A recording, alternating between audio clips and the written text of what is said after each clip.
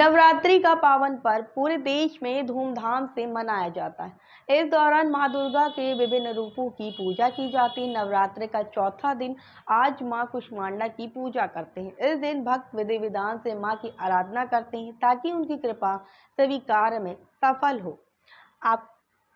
सफल हो। मान्यता है कि जब सृष्टि की शुरुआत हुई तब चारों ओर अंधकार था। मां ने अपनी हल्की मुस्कान से उस अंधकार को मिटाकर पूरी ब्रह्मांड की रचना की। उनका स्वरूप दिव्य और अलौकिक है, जिसमें वो 8 भुजाओं वाली देवी हैं। मां कुष्मांडा के हाथों में कमंडल, कलश, कमल, सुदर्शन चक्र, धनुष और बाण जैसे दिव्य अस्त्र होते हैं। उनकी सवारी शेर है, जो शक्ति और साहस का प्रतीक है। मां कुष्मांडा की पूजा से भक्तों को सुख, समृद्धि और सौभाग्य की प्राप्ति होती है।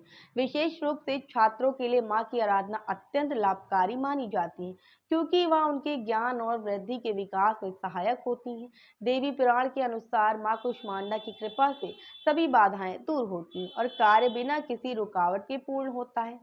अब हम पूजा की विधि पर ध्यान केंद्रित करते हुए नवरात्रि के चौथे दिन सुबह जल्दी उठकर स्नान करना चाहिए। इसके बाद पूजा की तैयारी करना चाहिए।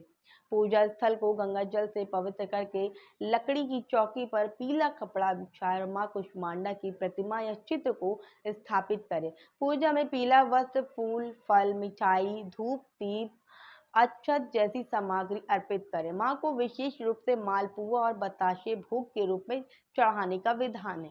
पूजा के बाद मां की आरती करें और भोग लगाएं। अंत में क्षमा याचना करें और ध्यान लगाकर दुर्गा सप्तशती और दुर्गा चालीसा का पाठ करें। पूजा के दौरान भक्त से मन में मां कुष्मांडा का स्मरण करें और उनकी कृपा के लिए प्रार्थना करें। इस दिन मां को केसर वाले पीले भोग लगाने चाहिए। कुछ माना जाता है कि कुछ लोग इस दिन सफेद पेठे फल की बल्कि चढ़ाते हैं। मां कुष्मांडा की पूजा करने से भक्तों में सकारात्मक ऊर्जा और आत्मविश्वास का संचार होता है। इस दिन की आराधना से सभी प्रकार की बाधाओं से मुक्ति मिलती है और जीवन में सुख समृद्धि का संचार होता है। इस प्रकार नवरात्रि के चौथे दिन मां कुष्मांडा की पूजा का महत्व अत्यधिक और इसे श्रद्धा के साथ करना चाहिए।